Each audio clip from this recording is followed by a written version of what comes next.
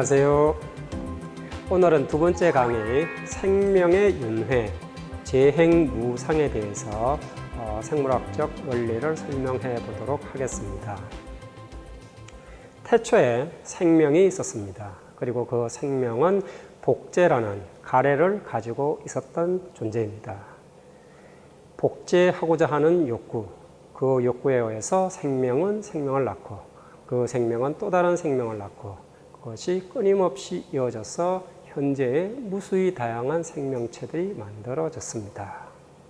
이 복제 과정은 정확하게 똑같은 것이 복제가 되는 것이 아니고 조금씩 시간이 흘러가면서 그 형태가 바뀌어져 가는데 환경에 따라서 그 형태가 조금씩 바뀌어 가면서 점점 더 다양한 그런 어떤 생명체를 출현시키게 됩니다.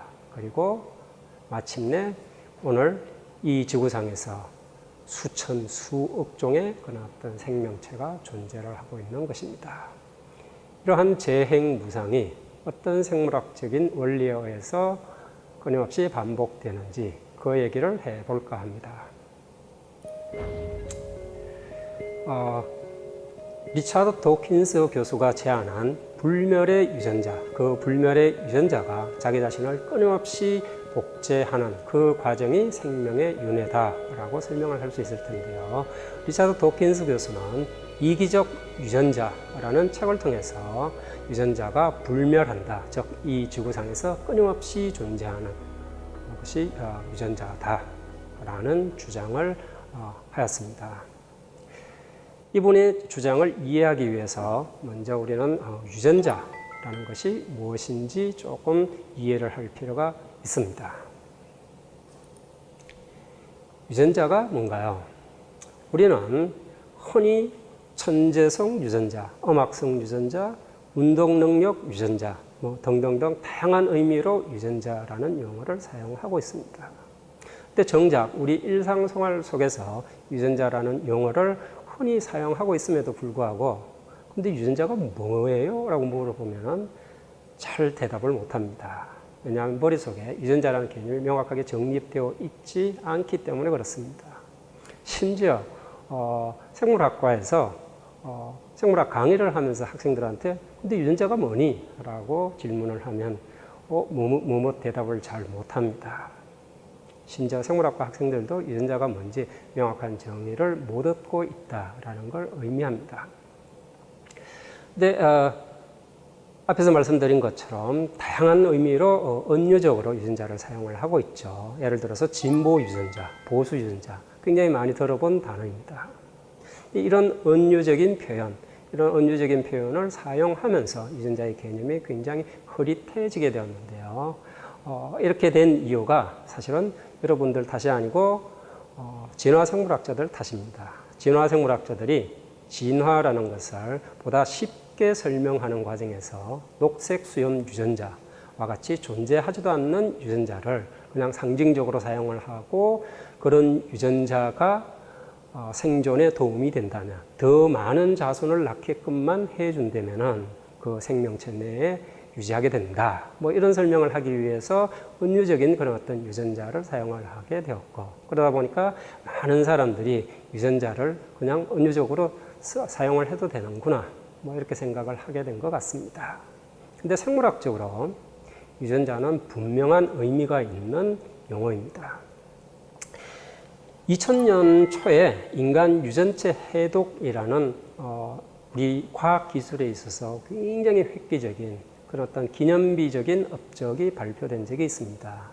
그때 인간 유전체 해독이라는 것이 얼마나 대단한 과학적 성과인지를 보여주는 그림인데요. 빌 클린턴 당시의 미국 대통령이 인간 유전체를 해독하는데 큰 공헌을 한 두 과학자 프란시스 콜린스와 크레이그 벤터 박사 두 분을 좌우에 대동하고 마침내 우리가 인간 유전체를 해독하였습니다 라고 발표를 하게 됩니다.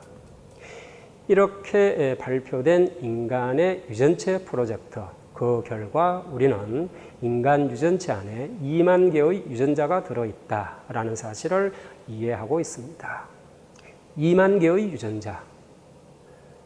그 의미 안에는 유전자가 한 개, 두 개 셀 수 있는 단위이다 라는 의미를 담고 있습니다. 단지 은유적인 표현으로 사용하는 것이 아니라 한 개, 두 개 세어서 인간 유전체 안에 2만 개의 유전자가 들어있다 라고 구분할 수 있는 어떤 존재다 라는 것을 의미하고 있죠. 그래서 유전자가 무엇인지 정확하게 이해를 시키기 위해서 제가 흔히 강의를 할 때 사용하는 몇 개의 슬라이드를 보여드리겠습니다. 저는 개인적으로 세계 최초라는 타이틀 하나를 가지고 있습니다. 개화 유전자. 개화 유전자라 하면 개화 시기를 결정해주는 유전자라는 뜻입니다. 개화 시기를 결정해주는 많은 유전자들이 있는데요. 그 중에 루미니 디펜던스라는 루미니 빛, 디펜던스 의존, 빛에 의존해서 개화 시기를 결정해주는 유전자. 이 유전자를 세계 최초로 찾아내서 학계에 보고를 했습니다. 그리고 지금 슬라이드에 보시는 이 그림은 이 개화 유전자 루미니 디펜던스의 형태를 보여주고 있습니다. 마른 형태라고 표현을 했지만 실제로는 서열을 보여주고 있습니다. 지금 홀수열 서열과 짝수열 서열이 서로 다른 정보를 담고 있는데요. 홀수열 서열에는 ATGC로 이루어져 있는 염기 서열을 보여주고 있습니다. 짝수열 서열에는 20종의 아미노산을 알파벳으로 전환을 시켜서 보여주는 아미노산 서열을 보여주고 있습니다. 제가 발견한 루미니 디펜던스라는 유전자는 이와 같이 홀수열의 염기 서열을 가지고 있는 형태가 있는 것이고요. 그 유전자가 담고 있는 정보가 아미노산 서열로 되어 있는 짝수열의 이 서열, 이런 형태의 정보를 가지고 있는 단백질이 됩니다. 이런 아미노산 서열을 가진 단백질이 AI에 의해서 가상적으로 만들어 놓은 구조이긴 하지만 이런 형태의 3차원적인 구조를 가진 단백질을 만드는 데 사용이 된다라는 것입니다. 정리하자면 유전자라는 것은 하나의 단백질을 합성하는 데 필요한 정보이다 라고 얘기할 수 있습니다. 우리 인간이 20세기 들어서 발견한 큰 발견 중에 하나가 언어 유전자의 발견입니다. 언어 유전자. 일컬어서 FOXP2라는 이름을 가진 유전자인데요. FOXP2라는 유전자는 포크헤드 타입의 전사조절 단백질이라고 얘기를 합니다. 전사조절 단백질. 아마 생물학에 익숙지 않으신 분들은 처음 들어보는 단어일 것 같은데요. 전사조절이라 하면 전사라는 과정을 조절하는 단백질을 얘기를 합니다. 전사라 하면 뒤에 가서 말씀드리겠지만 DNA 염기서열 정보를 RNA의 염기서열 정보로 복사하는 과정, 그 과정을 전사라고 얘기를 하고요. 전사를 할 것인가 말 것인가를 조절하는 단백질을 전사조절 단백질이라고 얘기를 합니다.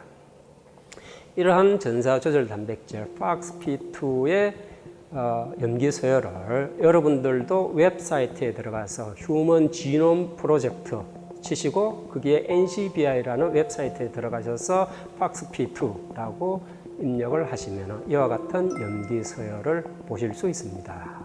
ATGC로 이루어져 있는 염기 서열이고요. 이 염기 서열이 담고 있는 의미는 20종류의 아미노산으로 이루어진 배열입니다. 이러한 배열이 이와 같은 3차 구조를 형성을 하면서 DNA 사슬을 둘러싸서 이 유전자가 사용이 될 건지 말 건지 이를 전사 발현이라고 얘기를 하는데요. 전사 발현이 될 건지 말 건지를 결정해주는 단백질 역할을 합니다. 이런 일들이 일어나기 위해서는 어린아이가 형성되는 배발생 단계에서 FOXP2라는 단백질이 제 머릿속에서 형성이 됩니다. 그렇게 형성된 FOXP2라는 단백질이 우리의 구강 구조를 결정해주는 여러 가지 유전자들의 스위치를 켜게 되고 혹은 논리적인 사고를 할 수 있는 언어의 그 문법을 정확하게 활용할 수 있게끔 하는 여러 가지 유전자들의 스위치를 켜주게 됩니다. 그 결과 제9강 구조를 정확하게 구사를 해서 정확한 단어를 만들어내게끔 하고요. 또한 논리적인 문장을 제 머릿속에서 구성할 수 있게끔 해주는 그 역할을 하는 단백질이 FOXP2라는 단백질입니다. 그리고 FOXP2라는 유전자는 그러한 유전자에 대한 합성 정보를 가지고 있는 것입니다. 왜 단백질이야? 유전자가 왜 단백질을 암호화하고 있지? 그 이유에 대해서는 첫 시간에 간략하게 설명을 했습니다. 단백질은 모든 생명 활동의 근원이기 때문에 그렇습니다. 유전자가 단백질을 암호화하고 있음으로 해서 그 단백질들이 만들어지게 되고 만들어진 단백질이 다양한 생명 활동을 하게끔 하는 것입니다. 사람의 경우에 2만 개의 유전자가 있다고 말씀을 드렸는데 2만 개의 서로 다른 단백질들이 정교하게 작동을 해서 근육은 근육으로서의 작동, 입은 입으로서의 작동, 뇌는 뇌로서의 작동, 뭐 등등등 다양한 그런 어떤 생명 활동을 가능하게끔 하는 것이죠. 비유를 하자면 ATGC라는 디지털 정보가 단백질이라는 특정한 기능을 수행하는 아날로그 정보로 전환되는 과정이 생명 활동이다라고 얘기를 할 수 있겠습니다. 이러한 DNA 정보가 단백질 정보로 변환이 되는 과정, 이 과정을 크릭 박사가 센트럴 도그마라는 이름으로 1967년에 발표를 하게 됩니다. 크릭 박사는 잘 아시는 것처럼 DNA의 분자 구조를 밝힌 프란시스 크릭, 제임스 왓슨 두 분 중에 한 분이 그 유명한 크릭 박사입니다. 크릭 박사는 1953년에 DNA 분자 구조가 밝혀지고 유전자의 본질이 DNA다라는 사실이 밝혀진 이후에 생물학이 분자 생물학이라는 새로운 학문으로 이제 탈바꿈되게 되는데요. 그 과정에서 굉장히 중요한 역할을 한 일종의 파이오니어로서 직접 깃발을 들고 분자 생물학을 추동해 나갔던 파이오니어 과학자 중에 한 분입니다. 이분이 DNA 구조를 밝히고 난 이후에 67년에 아마 대중 강연 등을 통해서 이런 센트럴 도그마를 이제 설파를 하신 것 같고요. 이후에 1970년에 네이처라는 저널을 통해서 이 센트럴 도그마를 굉장히 정교하게 잘 정리된 형태로 논문으로 발표를 하게 됩니다. 생물학에 있어서 가장 중심되는 주제는 센트럴 도그마다라고 얘기를 할 수 있을 텐데요. 센트럴 도그마가 뭘 얘기를 하는 거냐면 DNA는 복제를 통해서 자기 자신을 만들어내고 이게 아마 유전 현상, 세대에서 세대로 유전자가 전달되는 이유가 될 것 같습니다. 그리고 DNA에 들어있는 유전 정보는 단백질 합성의 정보인데 DNA 정보를 단백질로 바로 전환하는 건 쉽지 않습니다. 때문에 중간 매개체로서 RNA라는 걸 사용을 하게 됩니다. DNA에 들어있는 정보, 유전자 정보를 복사를 해서 RNA라는 걸 만들어내게 되는데 이 복사 과정을 우리 생물학자들은 전사라고 얘기를 하고 있습니다. 이러한 전사는 모든 유전자가 한꺼번에 전사되는 건 아닙니다. 그 해당하는 조직, 해당하는 시간대에 따라서 서로 다른 유전자를 전사를 하게 됩니다. 이를테면 우리 인간이 가지고 있는 65조 개의 무수히 많은 세포들은 다 똑같이 2만 개의 유전자를 가지고 있지만 어느 세포도 2만 개의 유전자 전부를 RNA 형태로 전사하는 세포는 단 하나도 없습니다.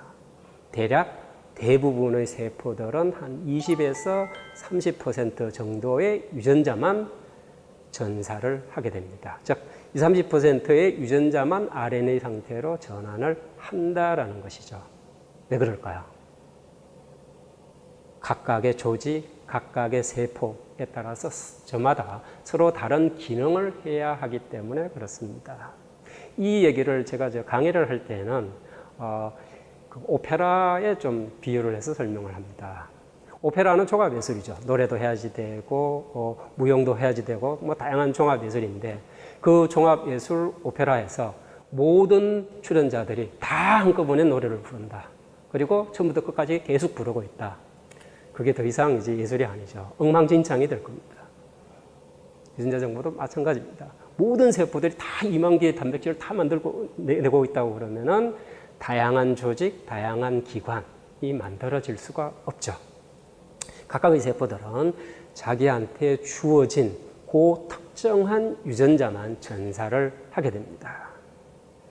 그 다음에 RNA 정보를 단백질로 전환하는 과정, 이 과정을 번역이라고 얘기를 하는데요. 이 과정은 좀 쉽지 않습니다. DNA 정보를 RNA 정보로 전환을 하는 것은 염기서열 정보를 염기서열 정보로 전환하는 것이기 때문에 ATGC 염기상 규칙에 의해서 쉽게 전환이 됩니다. 근데 RNA의 염기서열 정보를 단백질의 아미노산 서열 정보로 전환하는 것은 지금 언어가 샥 바뀌어지는 상태가 됩니다. 그렇기 때문에 이 과정을 이제 아마 생물학자들이 번역이라고 얘기를 하는 것 같습니다. 이런 번역 과정을 설명하는 것이 유전부호, 지네틱 코드입니다. 보시면은 첫 줄에 DNA 염기 서열을 보여주고 있고요. 거기서 전사를 할 혹은 활용을 해야 할 유전자를 복사를 해서 RNA를 만들어내게 됩니다. 그걸 전사라고 얘기를 한다고 그랬죠. 전사된 RNA는 여전히 염기 서열입니다. 이 염기 서열이 아미노산 서열로 전환되는 원리는 세 염기 단위로 한 개의 아미노산으로 전환을 하는 방식. 그래서 세 개씩 잘라서 그게 아미노산 형태로 전환이 되게 됩니다. 이런 3염기가 가지고 있는 부호, 그거를 유전부호라고 얘기를 하고요. 이런 유전부호는 몇 개가 만들어지느냐? 쉽게 계산을 할 수 있죠. 4가지 염기가 있고 그걸 3가지 가지고 조합을 하니까 4를 3번 곱한 64개의 조합이 가능합니다. 그리고 그 64개의 조합이 서로 다른 20개의 아미노산을 지정을 하고 있습니다. 그거를 이제 표로 만들어 놓은 것이 이 그림인데요. 이런 유전부호를 DNA 분자 구조를 밝혀내자마자 바로 알게 된 건 아닙니다. 굉장히 긴 시간이 흐른 다음에 다 밝혀냈는데요. 그게 제 기억으로 1967년에 크릭 박사가 주도가 되어서 이 유전부호를 하나씩 전 세계 여러 과학자들이 달려들어서 밝혀내게 됩니다. 그걸 밝혀낸 많은 과학자들이 당연히 노벨상을 받게 되고요. 1967년에 이 유전부호를 완전히 밝혔다 해서 그걸 기념하기 위해서 미국에 있는 콜드 스프링 하버에 이 유전부호를 밝히는 데 관여했던 많은 과학자들, 그리고 그 당시 분자생물학을 이제 발전시키는데 큰 기여를 한 많은 과학자들을 콜드 스프링 하버에 모아서 기념 파티 겸 학회를 했습니다. 그때 그 학회의 중간에 크릭 박사를 불러내서 많은 과학자들이 다 함께 해피 크리스마스라는 노래를 합창하게 됩니다. 해피 크리스마스입니다. 해피 크리스마스가 아니고 해피 크리스마스. 그때가 크릭 박사가 50년 되던 생일을 맞추어서 그 학회를 했고 해피 크리스마스 파티를 한 겁니다. 전 그 얘기를 들을 때 약간의 그런 어떤 전율을 느낍니다. 와, 정말 60년대, 70년대 분자생물학이 정말 익사이팅했던 그 순간들이었겠구나. 얼마나 신이 났을까. 저런 새로운 발견들이 자고 나면 이것도 발견되었다. 자고 나면 저것도 발견되었다. 그런 익사이팅한 순간들이 60년대, 70년대 분자생물학의 시기가 아니었나라는 생각이 듭니다. 어쨌든 유전부호를 조금 더 말씀을 드리면 64개 유전부호 중에 특징적인 것이 한 4가지 있습니다. 첫 번째로는 이 단백질 합성을 시작하는 아미노산이 결정이 되어 있습니다. 그게 AUG, 시작 코돈, 스타트 코돈이 결정이 되어 있습니다. 근데 이 스타트 코돈은 메티오닌이라는 아미노산을 지정하는 코돈이기도 합니다. 그래서 모든 단백질은 처음 생성이 될 때 메티오닌부터 합성이 되어서 시작이 됩니다. 근데 간혹 단백질에 따라서 이거 단백질 아미노산소유를 분석을 해봤더니만 메티오닌에서 시작하지 않는데 라는 것들이 나타납니다. 그런 것들은 생성된 단백질이 가공 과정을 거쳐서 앞이 떨어져 나갔기 때문에 메티오닌에서 시작을 하지 않는 겁니다. 이 지구상에서 모든 단백질은 메티오닌에서부터 단백질 합성이 시작이 됩니다. 시작하는 지점이 있다면 끝나는 지점도 있어야지 되겠죠. 단백질이 쭉 만들어지다가 끝나는 지점에 종료 코던, 스탑 코던이 3가지가 있습니다. UAA, UAG, UGA 이 3개의 코던이 이제 아미노산 합성이 그만 종료되어라 라고 얘기를 하는, 우리 문장으로 봤을 때 마침표에 해당하는 코던이 3개가 있습니다. 이제 내 몸은 어디서 왔는가라는 얘기를 좀 해보겠습니다. 제 몸을 구성하고 있는 세포가 65조 개쯤 됩니다. 그 많은 세포들이 어디서 왔는가 쭉 생각을 해보면 수정란이라는 한 개의 세포에서 왔습니다. 그 수정란은 어디서 온 건가? 그 수정란은 어머니가 만들어내신 난자, 아버님이 만들어내신 정자 2개가 합해져서 수정란이 된 것입니다.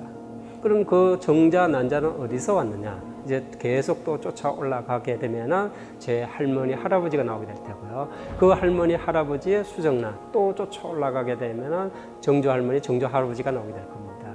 그러한 과정을 쭉 계속해서 반복해서 올라가게 되면은 어디까지 올라가게 될까요? 이런 간단한 사고를 통해서 우리는 이 세상에 존재하는 모든 세포는 이미 존재하던 세포에서 유래된 것이다 라는 것을 이해할 수 있습니다. 그렇게 해서 이제 시간을 거슬러 올라가게 되면 우리는 호모 사피엔스의 아마 공통 조상을 만나게 될 것 같고요. 그걸 거꾸로 계속 올라가게 되면 어느 순간 침팬지와 인간의 공통조상을 만나게 될 겁니다. 아마 이 공통조상은 우리 인간이 들여다보면 침팬지처럼 생겼네 라고 얘기를 할 테지만 침팬지들이 그 공통조상을 들여다보면 인간처럼 생겼네 라고 얘기할 겁니다. 그런 공통조상. 거기서 또 이제 계속 시간을 거꾸로 올라가게 되면은 끝없이 올라가면 그 어느 순간에 우리 모든 생명체의 공통조상 루카라는 세포를 만나게 됩니다. 루카라는 건 최후의 모든 생명체의 공통조상인 세포를 루카라고 줄여서 얘기를 하고 있고요. 이 루카가 끊임없이 자기 자신을 복제해서 재생산하는 과정에서 현재와 같은 다양한 생명체가 나타났다라고 생각할 수 있습니다. 이제 이 생명체가 더 거슬러 올라가면 어떻게 되느냐? 더 거슬러 올라가게 되면 137억 년 전에 일어났다고 추정되는 빅뱅 사건까지 가게 됩니다. 137억 년 전. 이 광자 하나보다도 더 작은 크기였을 거라고 짐작이 되는 아주 작은 특이점. 그 특이점이 빵 하고 터지면서 확산이 되어 가는 가운데 광자도 생기고 양성자도 생기고 양성자를 둘러싼 전자도 생기고 그래서 수소라는 원소가 만들어지고 헬륨이라는 원소가 만들어지고 그보다 점점 더 다양한 그런 어떤 원소들이 만들어지는 그 과정들이 137억 년쯤 쭉 진행이 되다가 45억 년 전쯤에 태양계가 형성이 되고 지구가 형성이 되고 그 지구 속에서 무생물이었던 물질들이 어떤 과정을 거쳐서 최초의 세포, 루카를 만들어낸 것이 아닌가라고 짐작을 하고 있습니다. 그러한 일, 아마 40억 년 전쯤에 일어났을 거라고 짐작이 되는데요. 40억 년 전 지구는 지금 현재의 지구하고는 전혀 다른 그런 어떤 대기 환경 하에 있었을 거라고 생각이 됩니다. 아마 수소나 메탄이나 혹은 암모니아나 뭐 이런 굉장히 다양한 그 환원성 대기로 지구가 이루어져 있었을 거라고 생각이 되고요. 끊임없는 지각 변동을 통해서 용암이 분출하고 그리고 굉장히 많은 그런 어떤 번개 같은 것들이 치는 그런 어떤 굉장히 에너지가 높은 상태, 그런 상태의 원시 지구하에서 생명체가 출현하지 않았을까라고 짐작이 되는데, 그거를 화학 진화라고 얘기를 합니다. 화학 진화는 저도 뭐 개인적으로 화학 진화 참 믿기 어려운데 그거 그냥 소설 아니냐라는 생각을 하고 있습니다. 화학 진화론, 화학 진화에 대해서 소설 같은 얘기를 지금부터 한번 해볼까 합니다. 일단은 생명체가 만들어지는 데 있어서 가장 중요한 사건은 리차드 도킨스 교수가 얘기했던 불멸의 복제자가 출현을 해야 그 다음에 생명체가 나올 수 있습니다.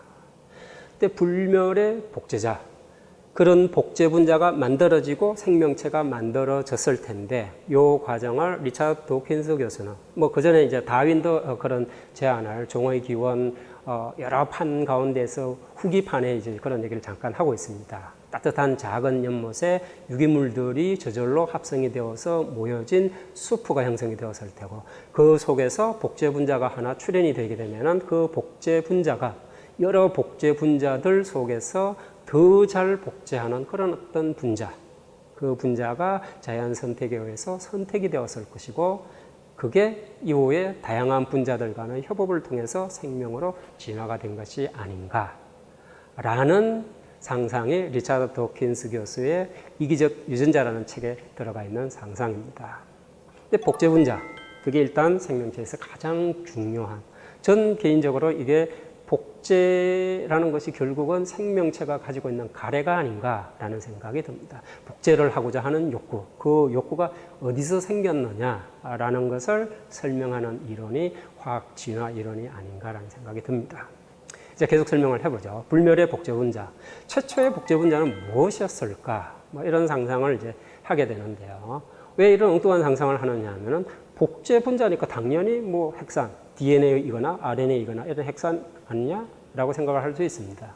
근데 문제는 복제를 한다고, 복제의 특성을 가지고 있다고 해서 저절로 복제가 되는 건 아니거든요. 복제라는 생물학적인 기능이 작동하기 위해서는 단백질이 필요합니다. 그럼 단백질이 먼저 생겨야 그 단백질이 작용해서 복제 분자가 생기는 거 아니야?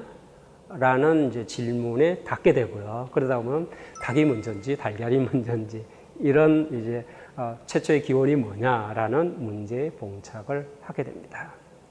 최초의 분자, 기능 분자가 먼저였을 건가, 복제 분자가 먼저였을 건가, 이런 질문에 대해서 한참 생물학자들이 고민을 하고 있는데, 그 문제를 단박에 해결해 주는 과학적 발견이 일어나게 됩니다. 그 일을 하신 분이 토마스 책이라는 분인데요. 토마스 책이라는 분이 1989년에 이 RNA가 이제 그 가공되는 과정에서 스스로 자기 자신을 절단하는 일이 일어나더라라는 사실을 밝혀내게 됩니다.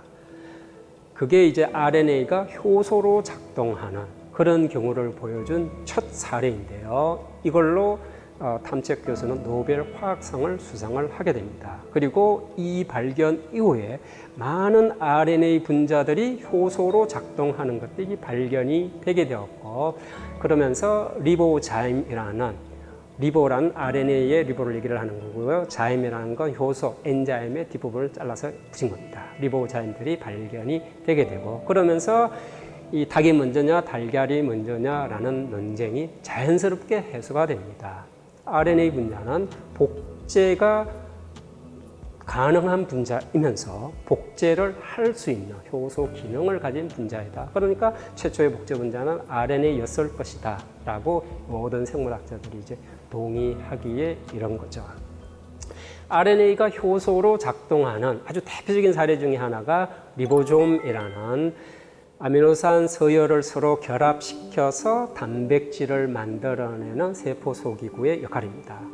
리보솜은 20-30종의 단백질과 서너 개의 RNA로 이루어진 RNA 단백질 복합체인데요. 이 복합체에서 아미노산과 아미노산의 연결을 시켜주는, 그걸 이제 펩타이드 결합이라고 하는데, 그 펩타이드 결합을 하는 분자가 확인을 해봤더니만 단백질이 아니고 RNA가 그 일을 하고 있습니다.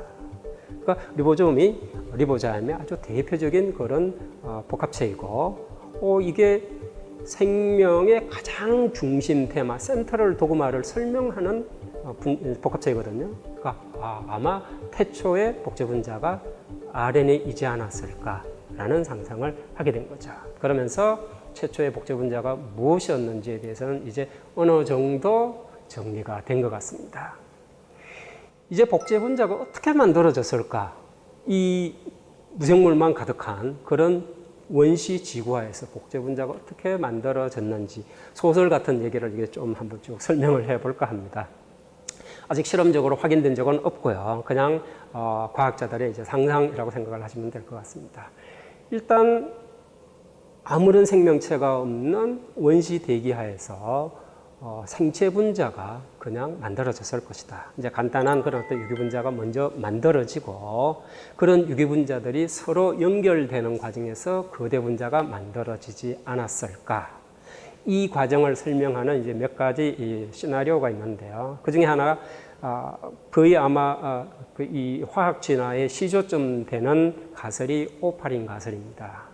이 오파린이라는 러시아 과학자가 1936년에 생명이 어떻게 기원했을까라는 고민을 하다가 생명의 기원이라는 책을 서술을 하게 됩니다. 그 책 속에서 원시 지구 환경은 지구 환경과 달랐을 테고, 그런 환경 하에서 무기물이 유기물로 전환되는 그런 일들이 일어났을 것이다 라는 제안을 하게 됩니다. 이어서 홀데인이라는 분이 오파린 가설을 더욱더 정교하게 시나리오를 만들어서 자연 발생설이라는 시나리오를 형성을 하게 됩니다. 이분의 주장에 따르면 원시 대기, 즉 메탄이나 수소, 수증기, 암모니아 등의 환원성 대기로 이루어져 있는 원시 지구에서 자외선, 열 등의 에너지가 굉장히 높은 상태에 간단한 유기 분자들이 만들어졌을 것이다 라고 제안을 하고 있습니다. 즉 이런 환경 하에서, 환원성 대기라고 하면 반응성이 굉장히 높은 그런 상태라는 과학적인 의미거든요. 그런 상태에서 아미노산도 만들어지고 당도 만들어지고 핵산의 염기도 만들어지고 뭐 이런 것들이 초기 유기 분자가 만들어지게 되면 이것들이 결합이 되면서 거대 분자가 탄생을 하게 되고, 그 거대 분자들이 모여져서 생명체가 따뜻한 연못에서 출현하지 않았을까, 뭐 이런 상상을 하는 거죠.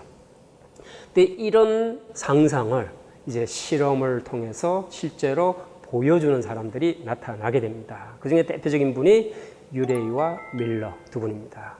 유레이 교수는 시카고 대학 교수인데, 그분의 대학원생이었던 밀러가 홀데인의 이런 자연 발생설 시나리오를 화학적으로 우리가 입증해 볼 수 있는 거 아니야? 라는 생각을 하고 그림에 보시는 이런 굉장히 복잡한 기계 장치를 만들어내게 됩니다. 굉장히 복잡해서 제가 설명할 도리가 없는데요. 다음 슬라이드에 굉장히 간단하게 그게 어떤 장치인지를 보여주고 있습니다. 지금 이 진공관 속에다가 여러 가지 원시 지구의 대기였을 거라고 생각이 되는 메탄, 암모늄, 물, 수소 기체들을 이제 혼합해서 섞어줍니다. 그런 다음에 인공 방전을 시키는 거죠. 그렇게 분석을 해봤더니만 놀랍게도 그 안에는 아미노산이 발견이 되기도 하고요, 염기의 원형이 발견이 되기도 하고요, 당의 기본적인 구조가 만들어지기도 합니다. 그러면서 원시 지구하에서는 그냥 저절로 무기물에서 유기물의 여러 가지 구성 성분들이 만들어지는구나 라는 사실을 입증을 하게 된 거죠. 이제 생명의 기원 학설들을 좀 전체적으로 좀 설명을 해보겠습니다. 생명의 기원에 있어서 학설이라고 할 수 없는 자연 발생설이라는 게 아마 아리스토텔레스 때부터 있었던 것 같습니다. 생물은 무생물에서부터 자연적으로 생긴다. 이런 자연 발생설이라는 패러다임은 거의 17세기, 18세기까지 그냥 계속되었던 것 같아요. 그냥 내버려두면 저절로 생물체가 생긴다. 특히 그런 세균 같은 건 저절로 생긴다라고 생각을 했었던 것 같습니다. 이러한 자연 발생설에 대해서 반대되는 논리가 생물 속생설입니다. 생물은 기왕에 존재하던 생물에서만 나올 수 있다. 이거는 세포론하고도 닿아있습니다. 지금 현존하는 세포는 모두 다 기왕에 존재했던 세포에서 유래한 것이다. 라는 논리가 세포론의 아주 핵심이거든요. 그런 핵심이 이제 생물로 나아간 게 생물 속생설이다. 라고 생각할 수 있을 것 같습니다. 그 다음에 이제 오파린 가설을 조금 전에 설명을 했죠. 원시지구에서 화학 진화가 일어나서 생명의 구성 요소들이 만들어졌고 이후에 세포가 만들어지게 되면 그 다음에 빠른 속도로 생물의 진화가 일어나는 것이다 라는 가설이고요.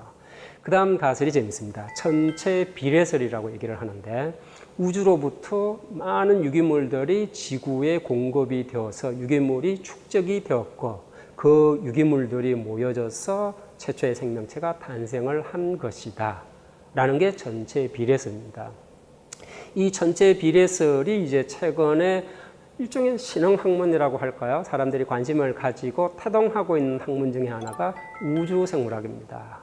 이 우주생물학의 기원은 머치선 운석이라는 발견에서부터 시작이 됩니다.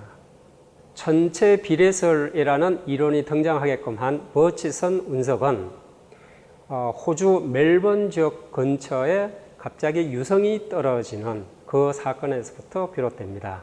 1969년 9월에 유성이 하나 떨어져서 그게 뭔지 관찰하러 갔던 관찰자가 유성 조각들 속에서 유기용매 냄새가 심각하게 나는 것을 보고는 여기 안에 유기화합물이 들어있지 않을까라는 생각을 하게 되었고 그걸 가지고 가서 실제로 성분 분석을 해보았더니만 굉장히 놀라운 결과를 얻게 됩니다.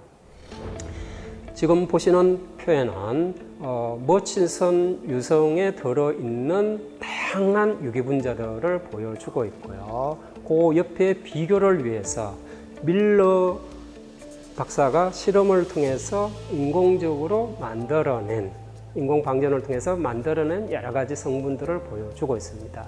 그 성분을 구성하고 있는 분자들의 종류, 분자들의 구성 성분의 비례, 이런 것들이 거의 완벽하게 일치하고 있습니다. 이 머치선 운석의 분석을 통해서 우리가 뭘 이해할 수 있느냐? 어쩌면 우리 지구 생명체의 분자들이 우주에서 날아온 것이 아닐까라는 상상을 하게끔 되었고요. 그게 이제 전체 비례설로 나아가게 됩니다. 실제로 이후에 많은 그런 어떤 분자들이 원시지구 초기에 어느 특정한 시기 동안 집중적으로 이동되어 날아왔을 것이다 라는 걸 증명하는 몇 가지 그런 어떤 논문들이 있고요. 그런 논문들로 유추해 보았을 때 아마 원시지구화에서는 지금보다 훨씬 더 빠른 속도로 그런 유기분자들의 이동이 이루어지지 않았을까라고 짐작을 하고 있습니다. 그러면서 이제 우주생물학이라는 말하자면 일종의 신흥학문이 이제 형성이 되기 시작을 한 거죠. 우주기원설은 실제로는 1908년쯤부터 시작이 됩니다. 스웨덴 화학자인 스반테 아레니우스라는 분이 범종설이라는 주장을 제안을 하게 되는데요. 우주에 떠도는 미생물들이 지구로 날아와서 거기서부터 생명의 진화가 진행이 되었다라는 논리입니다. 크릭 박사도 이 외계 기원설이라는 걸 주장을 하게 됩니다. 1981년에 크릭 박사가 Life Itself라는 책을 이제 발표를 하게 되는데요. 그 속에서 정향 범종설이라는 걸 주장을 하게 됩니다. 무슨 얘기냐면 이 우주 공간, 태양계는 기껏해야 이제 45억 년밖에 안 됐지만 그걸 우주 공간으로 넓혀버리면 137억 년이라는 굉장히 긴, 우리 인간이 상상조차 할 수 없는 기나긴 이제 시간으로 확장이 되는 거니까요. 그렇게 확장을 시켜놓고 우주 공간 하에서 어떤 굉장히 발달된 문명을 가진 집단이 이유를 알 수 없는 이유로 이제 전체 그 공간들이 몰락을 하는, 멸망을 하는 그런 상황 속에서 어떻게 하면 자신들이 가지고 있는 이 유전자를 혹은 그 생명의 씨앗을 확산시킬 수 없을까? 혹은 존속할 수 있게끔 할 수 없을까? 라는 상상을 한 문명 집단이 비행선에다가 자기 자신들을 싣기에는 이 비행선이 아직은 불안정하니까 거기다가 미생물을 집어넣고 날려보냈다. 그 비행선이 지구 행성에 떨어져서 거기서부터 생명이 시작되었다. 라고 주장을 하는 겁니다. 어쨌든 이런 정향 범종설, 크릭 박사의 아이디어를 모티브로 삼아서 만들어진 영화가 2012년에 발표된 리들리 스콧 감독의 프로메테우스입니다. 이 영화를 보면은 외계인이 생명의 씨앗이라고 생각되는 무언가를 그 속에 아마 미생물이 들어있을 거라고 생각이 되는데 물속에 퍼뜨립니다. 그러면 그 미생물이 굉장히 빠른 속도로 진화를 하면서 다양한 생물 종들을 만들어내게 되는 것이죠. 이런 화학 진화, 마치 이제 공상과학 소설 같은 이런 화학 진화를 굉장히 진지하게 연구하는 과학자들이 있습니다. 두 분을 이제 소개를 할 텐데요. 한 분은 소프 연구소에서 근무를 하시는 제랄드 조이스라는 분입니다. 이분은 RNA 복제 분자죠. 이 분자가 어떻게 해서 스스로 자기 자신을 복제를 할 수 있는지, 즉 기능을 어떻게 수행하는지 그쪽으로 연구를 수행을 하고 계시고 꽤 재미있는 논문들을 발표를 하고 계십니다. 오른쪽에 있는 분은 잭 스조스탁이라는 하버드 대학의 교수님인데 이분은 2009년에 염색체의 끝 텔로미어의 구조, 기능을 밝혀서 노벨상을 받으신 분입니다. 노벨상을 받고 나면 그 다음부터 연구비 걱정 안 해도 되죠. 논문 쓰는 거 걱정 안 해도 되죠. 굉장히 자유롭습니다. 그러면서 아마 이분이 생명의 기원이라는 주제를 본격적으로 연구를 하기 시작한 것 같습니다. 그러면서 최초의 원시 숲, 그거의 조성이 어떠했을지, 혹은 RNA 분자가 어떻게 스스로 복제를 할지, 그리고 생명이 만들어지기 위해서 세포막으로 둘러싸여져야지 되거든요. 이런 세포막으로 둘러싸여지는 구조가 어떻게 만들어졌을지, 이런 내용들을 연구를 하고 계시고 이분 홈페이지 들어가면 이 각각의 과정들에 대해서 동영상으로 만들어서 잘 설명을 하고 있습니다. 호기심 있으신 분들은 들어가서 찾아가서 한번 보시기 바랍니다. 굉장히 재밌습니다. 예, 이상으로 생명이란 무엇인가라는 걸 마무리해서 정리를 해보겠습니다. 혹시 여러분들은 이런 질문을 받아보신 적이 있나요? 시간은 왜 흐를까요? 시간은 왜 흐르는가? 지금 동영상에 잉크방울이 이제 퍼지는 그걸 과정을 보고 계십니다. 잉크방울이 이제 퍼지는 과정을 보면은 여러분들은 시간이 흐르는구나 라는 걸 느끼실 수 있습니다. 잉크방울이 쭉 확산이 되면서 시간이 점점점 흐르는 거를 느낄 수가 있죠. 시간이 왜 흐르느냐? 이 현상하고 굉장히 비슷한 이유로 시간이 흐릅니다. 제가 오늘 강연 전반부에서 빅뱅이라는 사건을 잠깐 설명을 했는데요. 빅뱅이라는 사건이 일어나면서 그 이후에 굉장히 빠른 속도로 우주가 팽창이 되면서 그 속에서 원소가 생기고 그 속에서 태양계가 형성이 되고 그 속에서 생명체가 출현하고 그 속에서 생명체들의 다양한 진화가 진행이 되고 있는 것이다 라는 얘기를 했습니다. 이 잉크병에 잉크가 확산되어 나가는 과정, 이게 지금 동적 평형 상태로 나아가는 과정이고 그 동적 평형 상태로 나아가는 과정을 보면서 여러분들은 시간을 인지하게 됩니다. 즉 빅뱅으로 다시 돌아오면 빅뱅 이후에 끊임없이 동적 평형 상태로 나아가는 완벽하게 무질서한 상태로 나아가는 그 과정에 시간이 흐르고 있는 것입니다. 그러니까 시간이 흐르는 이유는 빅뱅에 의해서 끊임없이 동적 평형 상태를 이루기 위해서 변화해 나가는 그 과정에 있기 때문에 시간이 흐르는 겁니다. 이러한 물리 법칙 속에서 저희들은 재행무상이라는 그런 불교의 원리를 발견을 하게 됩니다. 생명체를 정의를 하자면 공과 색이 무한히 윤회하는 세상, 그 세상에서 자기의 존재를 일시적이나마 유지하려고 하는 존재, 그러면서도 불멸의 유전자를 통해서 자기 자신을 영속하고자 하는 존재, 그것이 생명이 아닌가 합니다. 이상으로 오늘의 강의를 마치겠습니다. 감사합니다.